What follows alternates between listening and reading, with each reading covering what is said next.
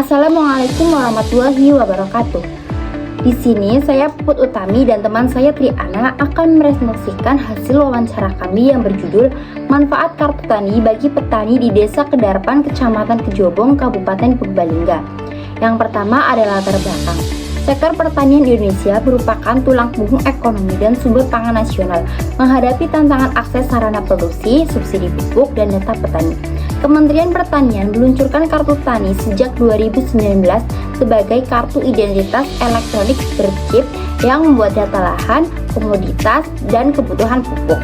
Program ini memastikan distribusi subsidi pupuk transparan, akurat, dan tepat sasaran, mengurangi penyalahgunaan, menurut Sumaryanto dan Friyatno 2020, serta membuka akses kredit pertanian dan program pemberdayaan berbasis data real, menurut Haryanto tahun 2021.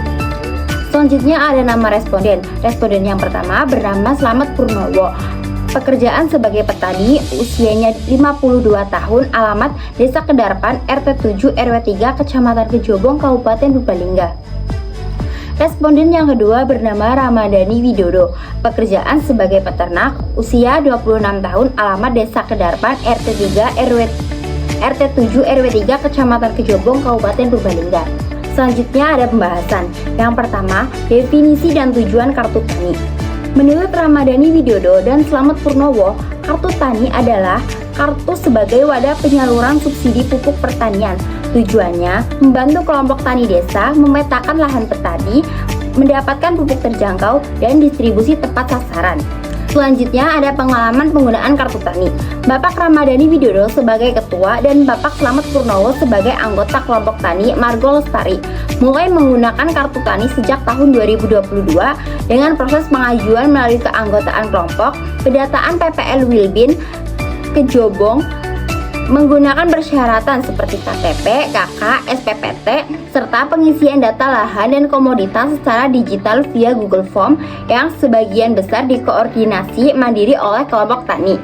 Baik, langsung kita masuk pembahasan selanjutnya, yaitu mekanisme dan manfaat kartu tani. Di sini untuk manfaat kartu tani yang dapat dirasakan langsung oleh Bapak Widodo dan Bapak Slamet adalah pembelian pupuk secara subsidi. Dimana seperti yang kita ketahui, harga 50 kg pupuk Ponska secara umum adalah 250.000. Namun jika kita menggunakan kartu tani, maka harganya akan turun menjadi Rp135.000. Di sini terdapat pengurangan biaya produksi untuk petani. Kemudian alokasi kartu tani sudah disesuaikan dengan lahan dan komoditas petani. Kemudian untuk sistem pengambilannya yaitu menggunakan non tunai atau kartu. Kartu itu digunakan untuk pengambilan kuota dan pemberian kuota dari pemerintah ke petani secara langsung dengan pembayaran melalui tunai. Untuk Bapak Widodo dan Bapak Slamet, pengambilan pupuk subsidi ini dilakukan di Desa Timbang, yaitu Pangkalan Desa Timbang. Jaraknya yang lumayan jauh ini menjadi hambatan atau kendala yang dirasakan oleh Bapak Widodo dan Bapak Slamet. Kemudian harapan dari Bapak Slamet dan Bapak Widodo adalah pemerintah lebih dekat terhadap petani yang luas lahannya itu kurang dari 1 hektar, di mana mereka mendapat kuota pupuk subsidi sesuai dengan porsi mereka. Untuk kesimpulannya, di sini terdapat beberapa poin.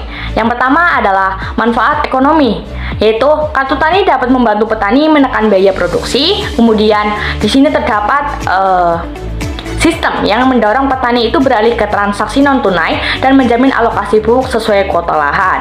Kemudian kendalanya seperti yang kita ketahui yaitu akses pembelian yang jauh, yaitu di Pangkalan Desa Timbang. Kemudian isu kebijakan yaitu pemerintah yang kurang peka terhadap petani yang luas lahannya itu kurang dari 1 hektar. Terdapat beberapa rekomendasi atau saran yang dapat kami sampaikan kepada pemerintah maupun kepada petani. Yang pertama adalah perluasan jaringan distribusi, di mana pemerintah perlu menambahkan titik pangkalan pupuk untuk memangkas atau mengurangi jarak pembelian yang ditempuh oleh petani. Kemudian peningkatan penyuluh PPL, di mana PPL harus meningkatkan keaktifan dan pendampingan secara aktif kepada petani sehingga petani tidak kesulitan dalam mengakses atau memperoleh informasinya. Kemudian evaluasi kuota lahan kecil, di mana Kementerian Pertanian disarankan meninjau ulang dan merumuskan kebijakan alokasi pupuk yang lebih proporsional dan keadilan bagi petani yang luas lahannya kurang dari 1 hektar. Mungkin sekian yang dapat saya sampaikan, kurang lebihnya mohon maaf. Wassalamualaikum warahmatullahi wabarakatuh.